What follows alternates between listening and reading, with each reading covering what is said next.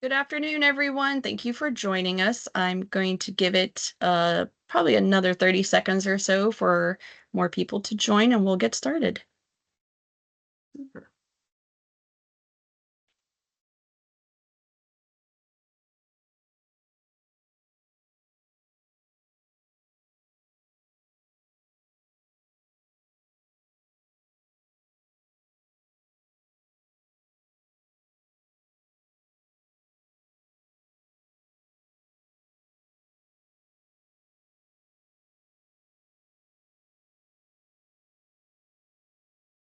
All right, we can go ahead and begin. I am Dina Zidian. I am your host today. I'm the Referral and Enrollment Supervisor for Retain Ohio. Thank you, everyone, for joining us today. I appreciate you joining us for the Retain Ohio September webinar. A couple of things I did want to go over. I see some more people are joining. Give it another second here.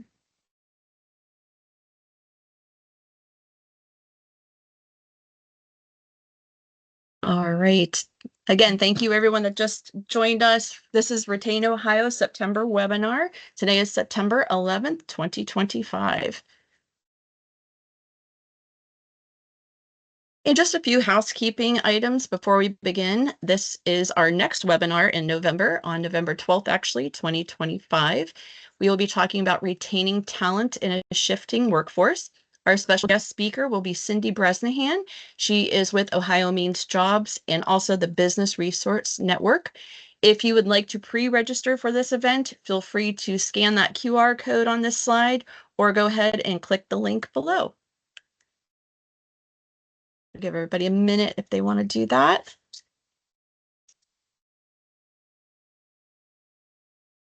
And at this time, I'd like to ask for everyone to please use the chat stating your name, organization, and job role, just so we know who is in our audience today. The slide deck for today's presentation will be attached to all who registered in a follow-up email. And in that email, I will also include a link to our YouTube channel. On that YouTube channel, you can find past webinars and our past podcast, as well as future recordings. And there will also be a short survey we will be prompting at the end of this presentation, and we appreciate your feedback if you could help us out. That way we can plan for future webinars with topics you'd like to hear about. We do welcome our audience to join in the discussion today by using the chat for any questions and or comments.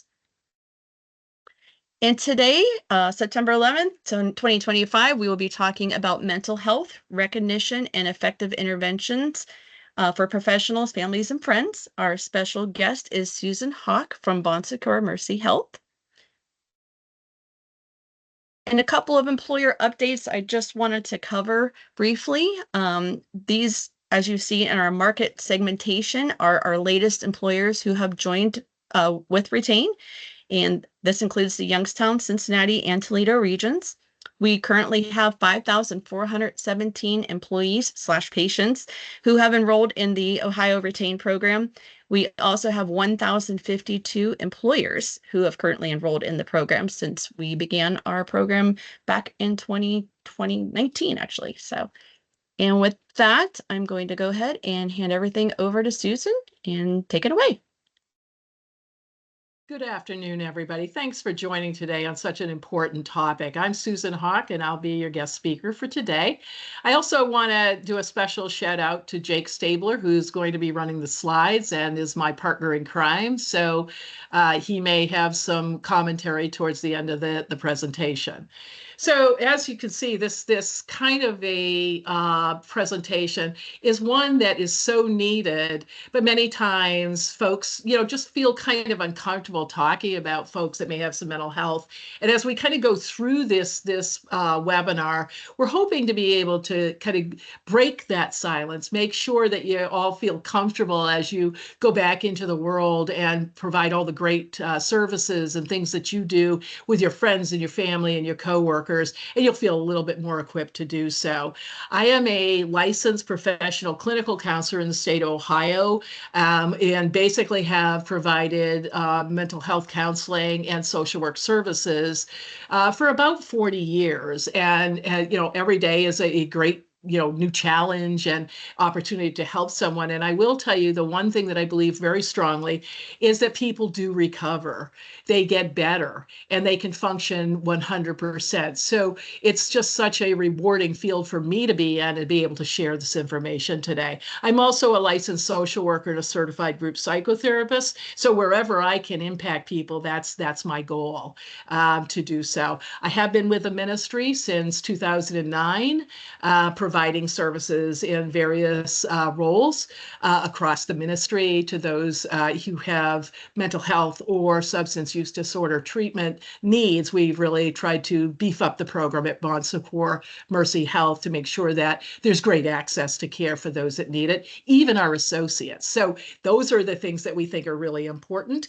I will also, prior to that, I worked a lot in the community.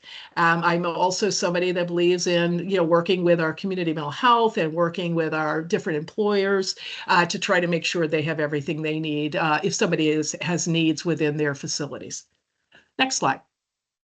Our objectives today is hoping that you'll be able to better understand the signs and symptoms of somebody that might be struggling with a mental health concern. Also, to understand the impact, because it has a great impact if it's untreated on your overall health and well-being with somebody that is struggling with mental health or substance use disorders. Participants also have to be able to identify, what can I do if I see this in my workplace or in my home or in my community? How can I help and support those that may be struggling with either mental health or substance use disorder? Next slide. We have a poll question. We're really excited to kind of get your voice as well. So, Dina? There you go. Do you or your staff feel comfortable discussing mental health challenges at work? And everybody, I'll give you a minute to answer.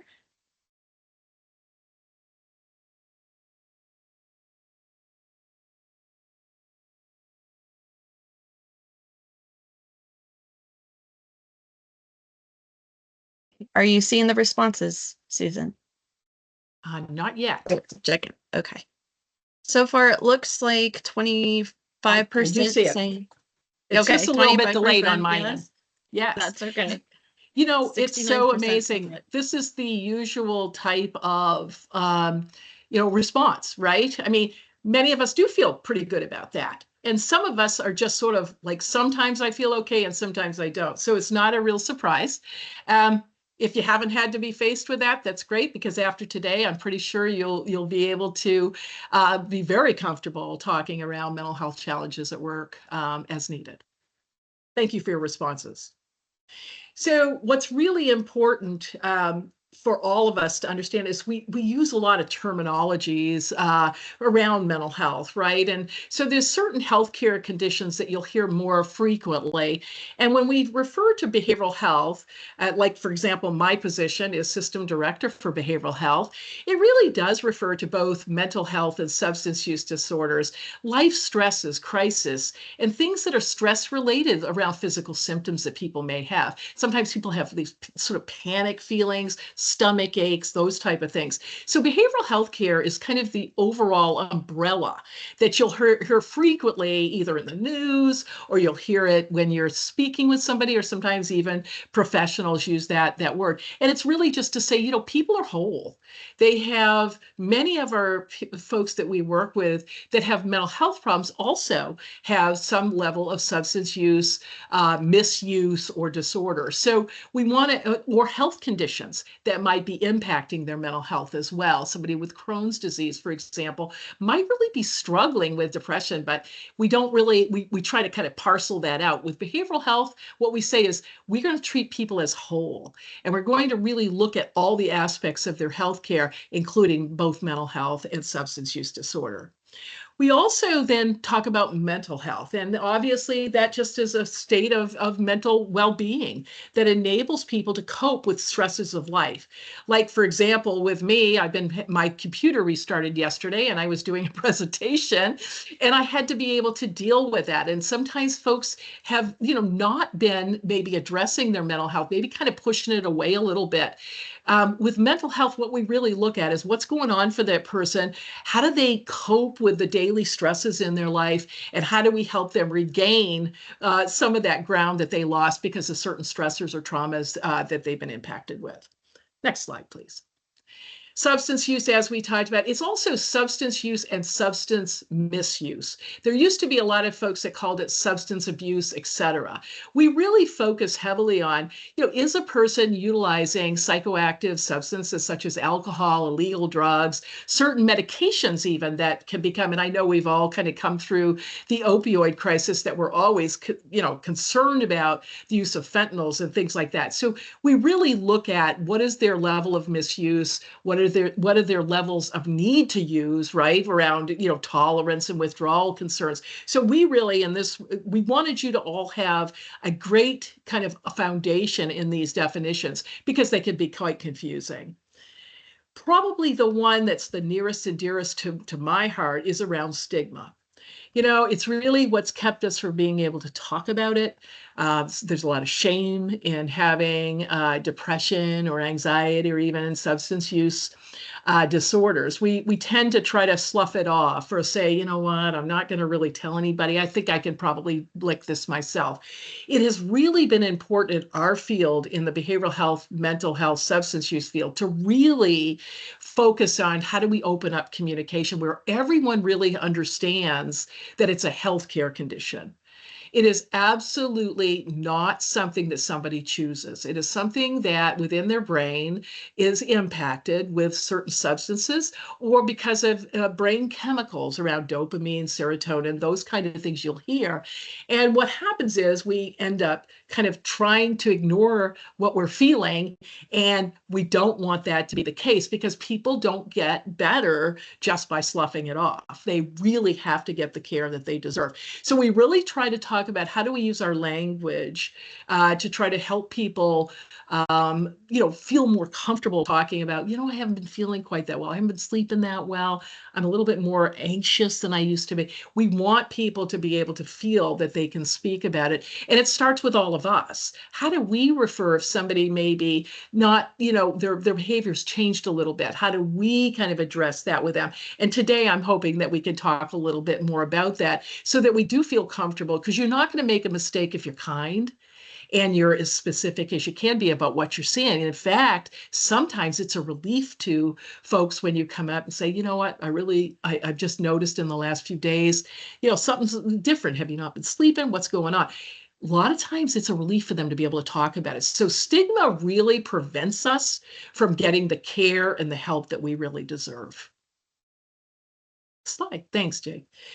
What's the impact of untreated behavioral health conditions in the workplace? I picked out a few, and what we see in our field much more frequently for folks that are struggling with mental health or behavioral health issues. And that is absenteeism, right? Employees with, untreated mental health issues are more likely to take those sick days, right? They don't feel good. Just like somebody that has the flu for a while, there's a beginning, middle, and end to that. With somebody that has mental health, it can kind of wax and wane. Some days are a little bit too much. Some days they can kind of make it through, and some days they just simply can't. And so, what we want to do is keep people as healthy as we can. And it's amazing just, the care that you can get either around medications or therapies or both can make all the difference in the world. We also do exercise, nutrition, et cetera, to try to give the person the whole program, if you will. It's not just about medication. It's not just about providing counseling. It's always looking at their whole healthcare and overall healthcare to prevent absenteeism. We also talk about presenteeism, and most of us probably, I know many of you are in the work field or have, obviously are doing work with folks that may be struggling. You kind of see that with somebody where they have a difficulty coming into work and really being their usual selves. They're not as productive. You've seen that kind of change in them, or they're just not as if they're not as effective, right? They're somebody that kind of maybe had great skill in organizing a meeting, and they just seemed to struggle to get things done, or a project that they would have normally been able to handle very well. So we see a lot of that as one of the red flags that we really try to look for in trying to kind of address it with somebody way before it gets to that place that it's a repeated pattern. So once we notice that somebody may not be working to their potential, or we think, gosh, they should be able to do more, it's okay to have those conversations, and we'll talk a little bit more about that. Productivity is really the same kind of things. A lot of times with behavioral health conditions, folks are so distracted, or they can't really, they don't have many of them have interrupted sleep. They don't have the energy to be productive. And so to be able to kind of identify these three areas, and there's a few other areas that we also look for with our families, our friends, and our coworkers. If we go to the next slide, Jake, we can kind of wrap those up.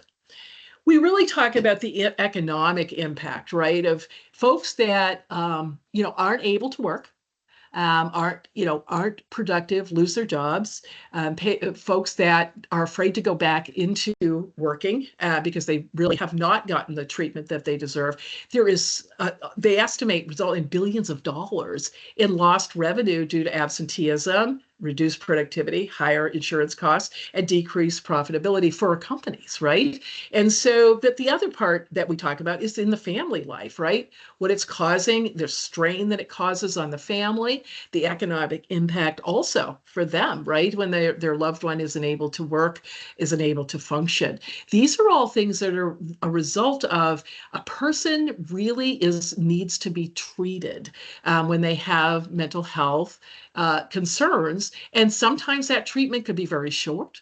Sometimes it's going to take a little bit longer, but it's just like if you had diabetes or any kind of cardiac issue, you have to take care of that so that you can be fully present at work. You can do what you need to do with your home life and the activities that you enjoy. So we really try to identify that as quickly as we can to avoid these kind of impacts in the workplace as well as in the homes of with our loved ones and our friends. I don't think it's a surprise to anybody here that folks, there's a very high prevalence of behavioral health in the workplace. We see that, we identify it, and it's also one of the things that we know is the most treatable if we can catch it early. And even if it isn't caught early, people get better. They truly do. And so 1 in 5 of us experience behavioral health disorders of some kind. That includes those substance use disorders. It could include comorbid conditions, like sometimes people have anxiety and depression, but it's 1 in 5 of us. And that's probably a conservative estimate because not everybody reports their concerns around mental health. And sometimes we get kind of skewed data. But this has been a fairly established data set that we have found around the workplace. And so just to kind of keep that in mind, the most common mental illnesses in the US are anxiety and depression. You hear that the most frequently. But there are many others that folks may be touched by, and those include post-traumatic stress disorder. Some folks have had significant trauma in their lives, or they've been in the service and had significant trauma. And we need to really pay attention to any kind of trauma that somebody has suffered. And again, it's treatable. It's just something that if somebody in the workplace recognizes that maybe somebody is having a difficult time, or they're having a conversation about some traumatic event in their life, that it would be an opportunity to say, gosh, it's definitely treatable. It's something that maybe you should talk to your doctor about. And we'll talk more about resources around these things. Also, it is not uncommon for folks to be suffering with dual diagnosis. That can be, just like we've talked about with behavioral health, it can be both. It can be that somebody is trying to calm themselves down by drinking at night, and because they are having such trouble sleeping, and they develop kind of the need to drink. as well as kind of deal with some of that anxiety. So we really look at that in the behavioral health field around what's going on with that person. And you really can't know unless you do a full evaluation of them. But what you can know is what you're seeing in the workplace around some of their work performance, around their interactions with peers and those type of things to kind of help you know, gosh, maybe I can guide this person to get the help they deserve. And because there is help. Burnout is one of the top 3 mental health issues affecting U.S. employees, according to a survey conducted by the World Health Organization. We know that burnout is very high, long hours. Some of us are doing a lot of virtual, some of us are doing hybrid, some of us are driving far, some of us have very long work hours. And those things can take their toll on our stress level, our ability to kind of fill our cup, if you will, with the joy and the things that we need to. So it is something that we look at when we evaluate folks and their needs, and physicians are very well trained in being able to identify burnout. We also try to identify burnout in the healthcare field with our own physicians. So we're all impacted by the prevalence of some of the barriers to us having the joy in our lives and also being able to be productive in the workplace. About 15% of working age adults are estimated to have a mental health disorder. That is a lot of people, right? And if you look at the United States and what that can mean.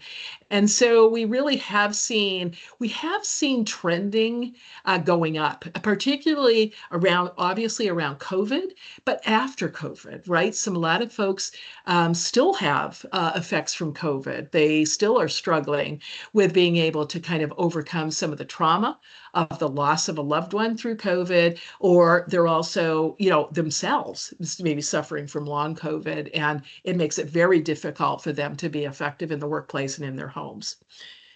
Globally, an estimated 12 billion working days are lost every year to depression and anxiety at a US cost of 1 trillion. We talked about billions of dollars. It really is focused on when you think about somebody that's struggling with depression or anxiety, which can happen to us at any time, depending on what's going on in our lives, maybe something that we've experienced, maybe something that's changed in our brain chemistry, maybe, as we get older and some of our life stages, things change as well.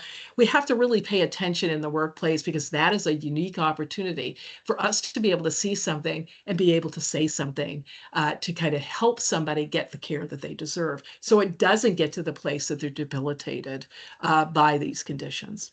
Next slide. Pulse check. We'll see if there's any chat questions or oh, there's the poll. Okay.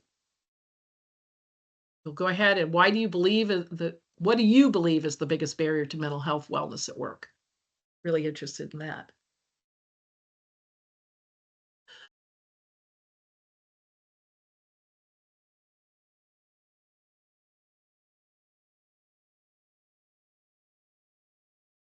Answers are still coming in. That's just fine. Yes. Looks like the stigma is really, how do you get people to open up? And so hopefully we can give a couple tips to that today. It's amazing when you have a relationship with somebody, whether it be your friend, whether it be your family, whether it be somebody you work beside. It's amazing just by talking a little bit with them about how you care about them and you've noticed a change. Many times you can overcome that inability or that barrier around getting them the help that they deserve. The heavy workload and burnout doesn't surprise me at all. We're trying to work on that as well, and figuring out what is the work-life balance, right? Some people have a better work-life balance than others, and really focusing on that. So appreciate those answers. Obviously, there's other areas, poor management and leadership. Yeah, that can be stressful. The good news is that talking to your coworkers and figuring out how to manage those kind of things many times can help come up with resolutions. We want people to be able to talk with, it starts with communication. I think we all know that. Next slide. So you've probably all seen, as I kind of walk through these, we've talked about the decreased productivity. So many times what we're looking at in the workplace or even in our own lives is if you start noticing, you have this spidey sense about people. You kind of know how they work, you know how they kind of function, and you start seeing a bit of a change. And it doesn't have to be a significant change, but a bit of a change. Sometimes it's small, sometimes there's big changes with folks. It just depends on what's going on for them. So decreased productivity, difficulty concentrating. I think we talked about that a bit. Their inability to focus. They're kind of all over the map, and you're thinking, "Gosh, this isn't their usual behavior." Or sometimes you even think, "Well, maybe you don't know them very well. They may be a new employee, a new associate that's just started, and under pressure a little bit, it seems as though they're having a big difficulty." So it doesn't always mean that everybody has a mental health disorder, but it certainly is worthy of having a discussion about because you can actually, once you understand something, you can kind of help somebody kind of, number one, recognize that there is help, and secondly, that you're there to be a listening ear to kind of help them figure out how to manage some of those distractions, et cetera. The missing deadlines and meetings, I think we've probably known folks that we thought, gosh, I hope they're not sick or something's not going on. It's just something to be cognizant of, right? We talked about absenteeism. We talked about folks that are having difficulty concentrating. We talked about they're not always as productive as they need to be when they're really struggling with mental health or behavioral health issues, including substance use disorders. Social withdrawal. I mean, I don't know if you've all known somebody, but I have that, we would go to lunch together every day. And then it started to be that she wasn't really eating lunch. And I would think, gosh, I wonder what's going on. So a couple of days later, I asked her about it. I said, gosh, why are you missing lunch every day? I really miss having it with you. And what she told me was that she had been feeling sick. And what we ultimately got to was that she was binge eating. And then feeling sick. She was binge eating prior to coming into work. And she told me that. I mean, it took me a couple of times. I checked back in with her. I told her, I'm worried about your behavior. And we ultimately got her into the physician and they worked with her. Um, Social activities. You guys go out after work. You have a friend or family member that's usually loves to do social activities. So those are the things that we look at with the people that we love or that we're working with, that we really care about, that we want to be fully productive, and we want them to have the best opportunity to have a great go at work as well as in their life.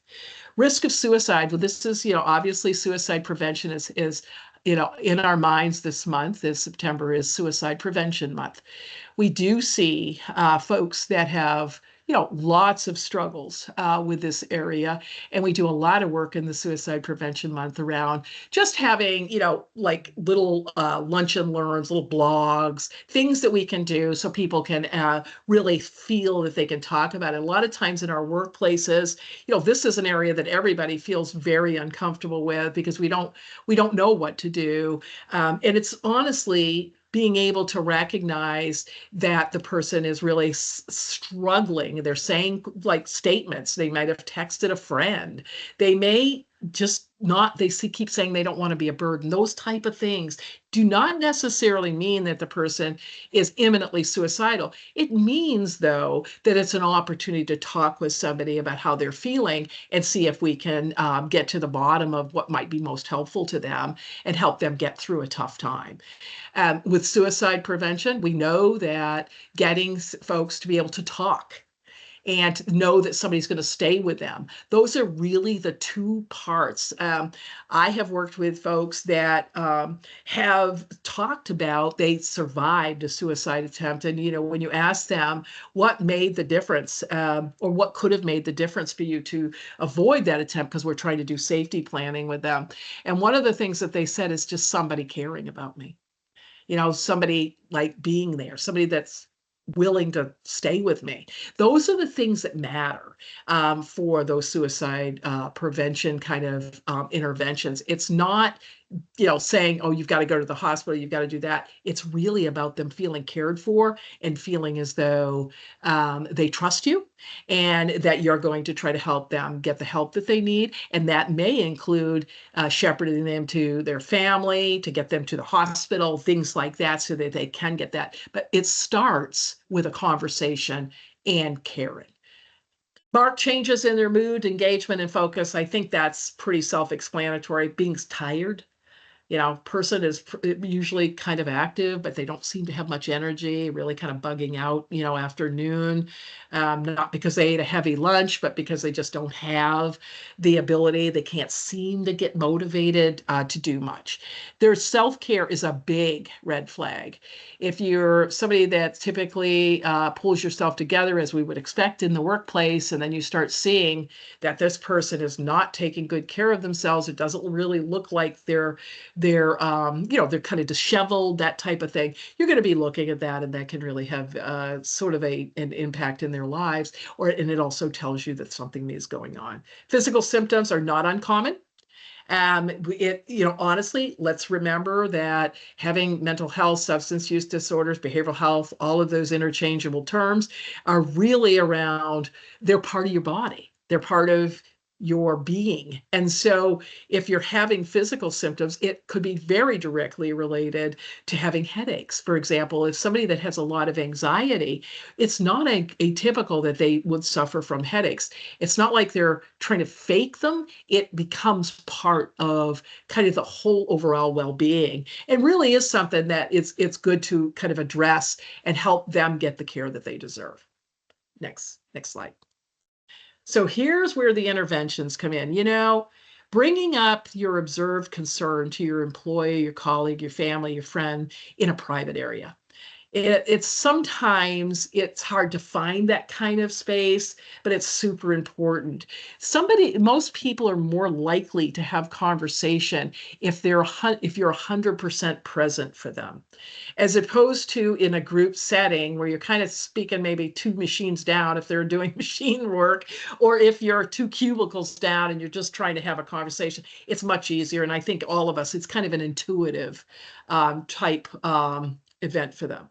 I have noticed some changes over the last week that I wanted to talk to you about. So things like just kind of letting them know that you're noticing something is okay to do.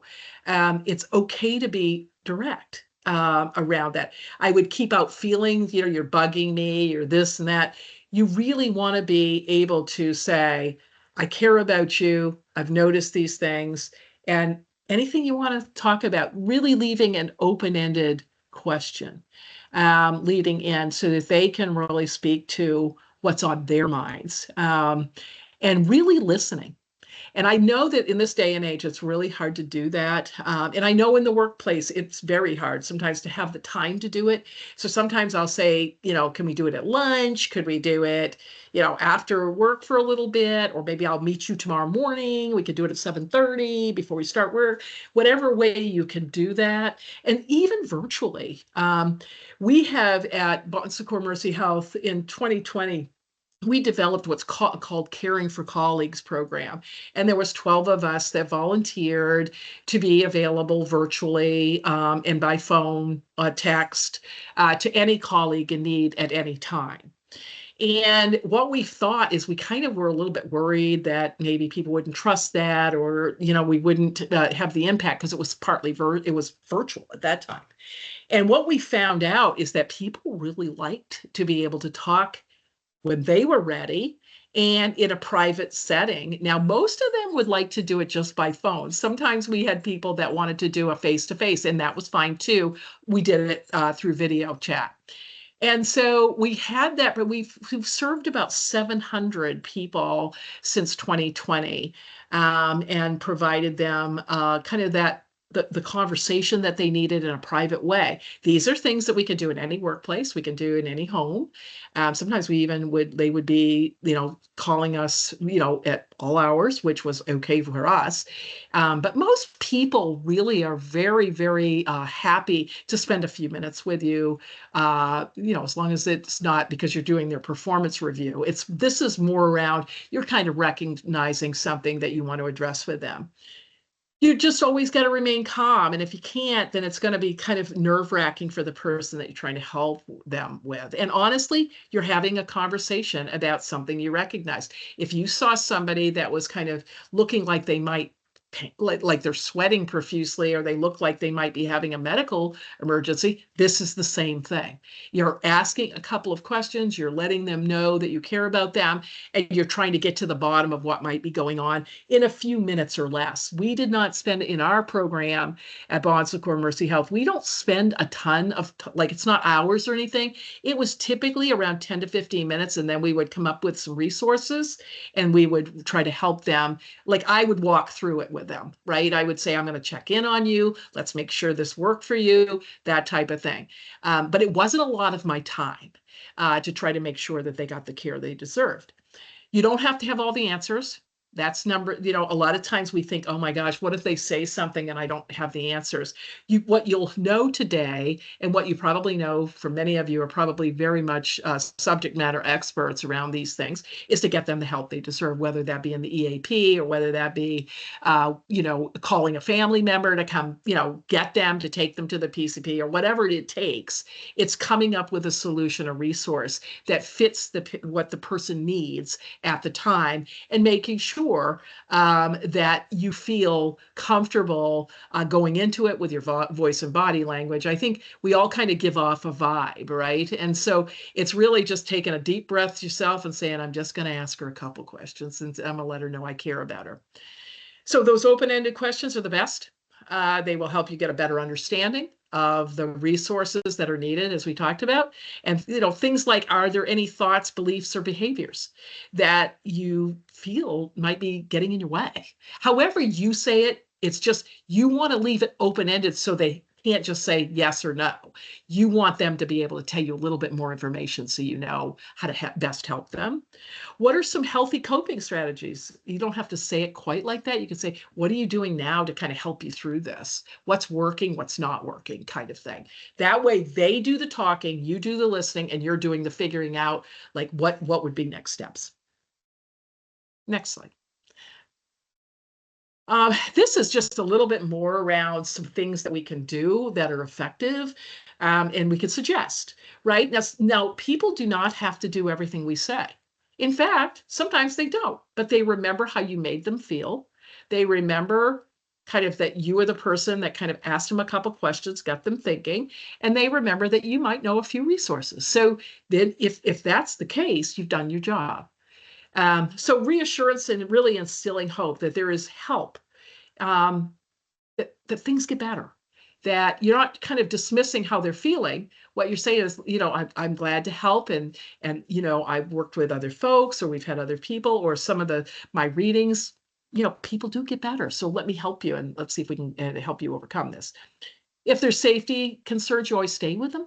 And that can be, if they're virtual, you try to keep trying to work with them.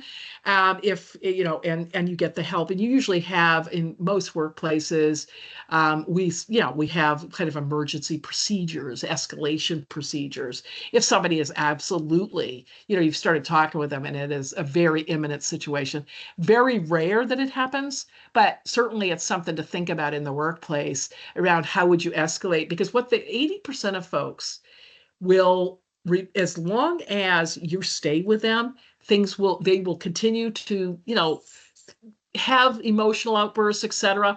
But they know that somebody's there, and it's less likely that they're going to do something impulsive while you're with them. So you try to really stay with them. If you consider a safety concern, you want to say to them, I'm going to be here with you. Let's get you some help.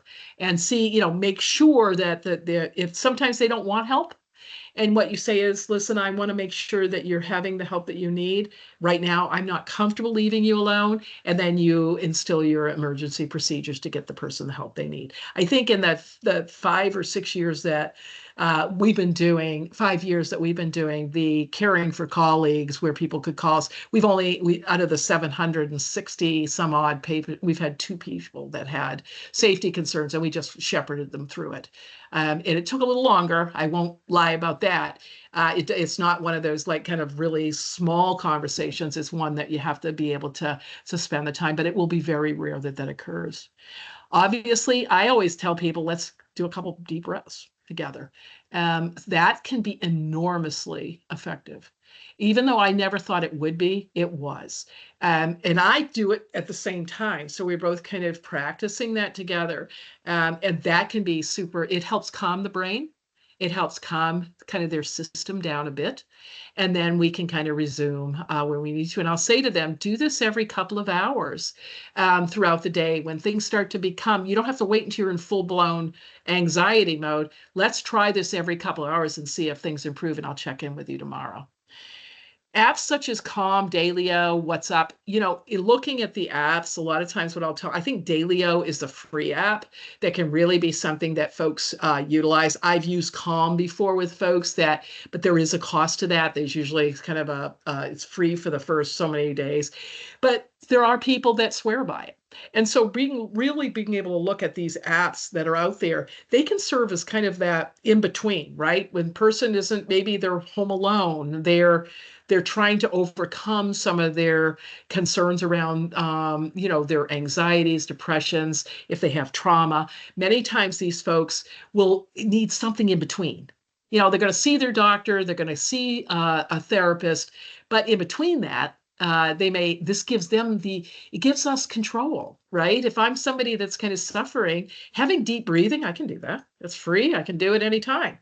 But also, using these apps, it gives me some control back that I can see if they can be helpful to me.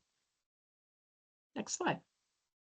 These are cases. Now, these cases are a couple of cases that we came through. And, obviously I changed the name and some of the details around it. But at the end of the day, I think we've all probably seen a person Joe came to work late the last 2 days, appears to be having trouble concentrating. He's more withdrawn than usual with coworkers. Joe is usually interactive with his coworkers and on time. I mean, so as you can see, this is a change for Joe. And, we talked about the power of conversation and how to start. And so this kind of gives you an example of what we kind of worked with when we worked with this fella. And it's really starting the conversation is very, very important to understand what might be happening with Joe. We don't want to run to conclusions that Joe is having a mental health disorder or, we don't know. But we know what we do know and what we talk about is the facts. What are we seeing? And we say it in a kind, calm tone, a caring, I'm a caring ear. I'm not here to discipline or anything.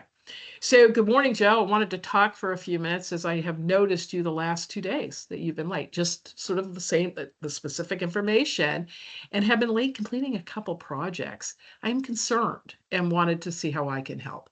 So it doesn't take very long. And it's obviously, we would want it to be in an area that Joe felt comfortable talking to somebody. So it might be, we duck into a corner of the office, or in virtual world, I asked for a couple of times where I could meet with Joe and Joe picked one. So I always give people options about when they could meet with me. And that helps them feel, again, in control. Remember, people that have mental health, behavioral health, substance use disorders, lots of times don't feel they have any control over anything.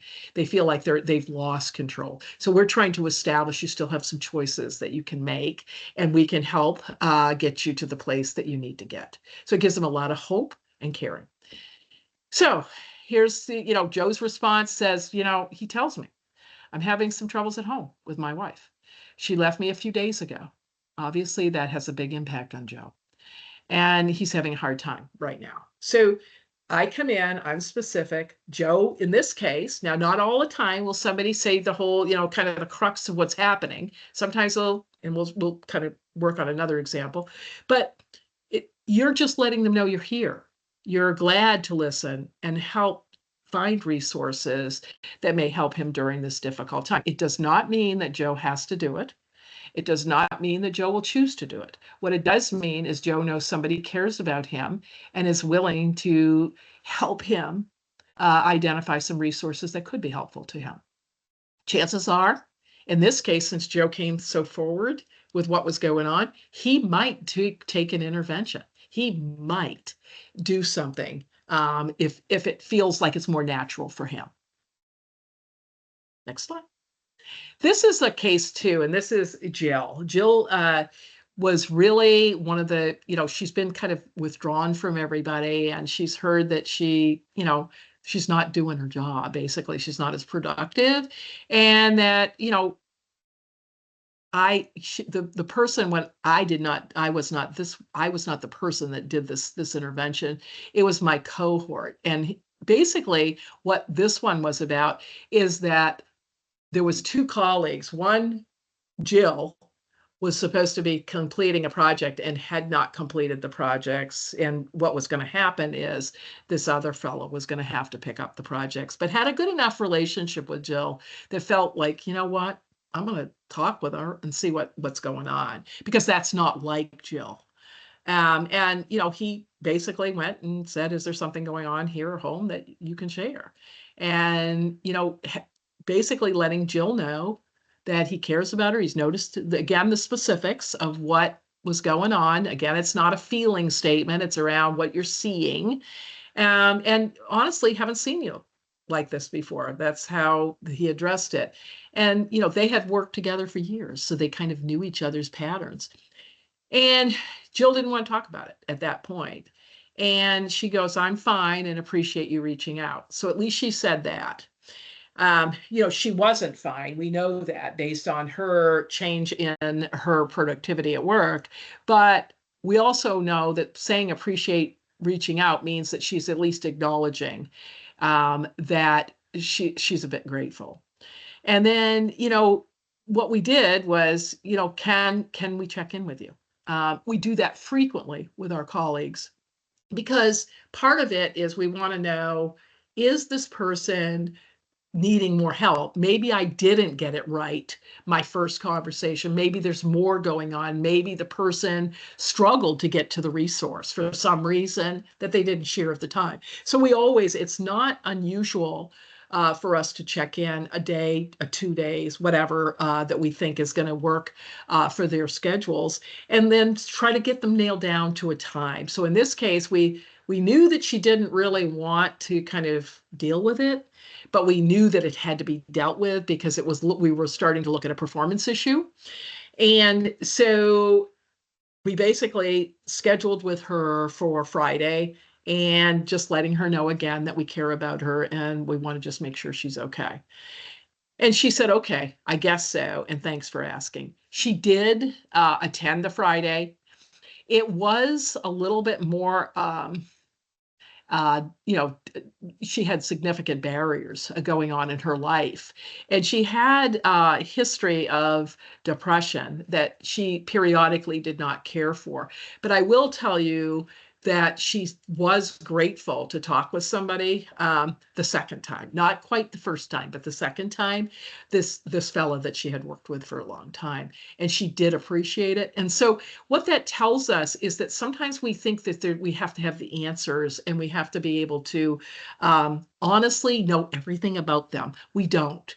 We're basically just being a good steward of the kindness, the caring, and the commitment to resources, whether it be in the workplace. We would do this for our friends or family. Just think about the conversations you've had when you're concerned about whatever the reason is, you're concerned. You find that they open up a little bit more when they feel that you come into it calm, caring, willing to listen, and you stay present with them. Probably so. Then if you go in and say, listen, you have been not doing your job. I mean, that's probably not going to get us very far down the chain. In fact, it creates more stigma for them and more difficulty for them to get the help they deserve and really be able to overcome some of these issues before they become issues where they lose their job or they get into further trouble. I see that we have a bit. Okay. These are the resources. Now, there's many resources. And, to be honest with you, we use these resources because we do so many states, we want to make sure. But these are all, like if you look at Mental Health America, which is the first one, you can actually help your folks, whether it be your friend, your family, your coworker, somebody you're managing. You can say, they can screen themselves and kind of get a sense about what might be going on. There's multiple screens. They're free. Nobody knows. It's anonymous. But they can also get other resources, education, etc. Obviously, everybody's heard about 988. what a great resource. And really keep in mind that if the person becomes suicidal or there's big safety concerns, on 988, they also are tapping into 911. So they have the ability with 988 to really talk to people no matter what. It's completely confidential no matter what, but they are able to ensure the safety of somebody that maybe their condition is a little worsened since you talked with them or what have you. I just want you to be assured they are doing a super job of being able to manage folks. And it's 24/7. So it's anytime. I give everybody that I see the 988 number. We do it on every after visit summary. We do it for anybody that we talk with. We always say to them, just put it right into your phone. Put it right into your contacts. That way, if you need it, you got it. If you need it for a friend, a family member, yourself, you've got it. And you do. It's not just about being suicidal. It is not. In fact, they want people to call just for like referral information, for suggestions. What do I do? Many people that have trouble sleeping, it's somebody to talk with when they need it. And there's also the texting line, which is 741-741. A lot of younger people like using the text line, and that's certainly okay. There's a professional on the other end that can manage that, and they can also do emergency procedures if they need to. And then the findtreatment.gov is really about being able to find resources by you can go in yourself wherever you live, you can put in your zip code and it will bring up resources. So say if you have some of us in our workplace have people from all over the place, right? And so we'll ask, let's put in your zip and let's see what we can get you. So we have those resources, they're at the ready, they don't cost anything, and all of our employees can utilize those themselves. You don't have to provide that. They can have them. It could be on a flyer. It could be something that you do in a lunch and learn where they know what's available. And I always tell them, put all of these in your phone. That way you have them.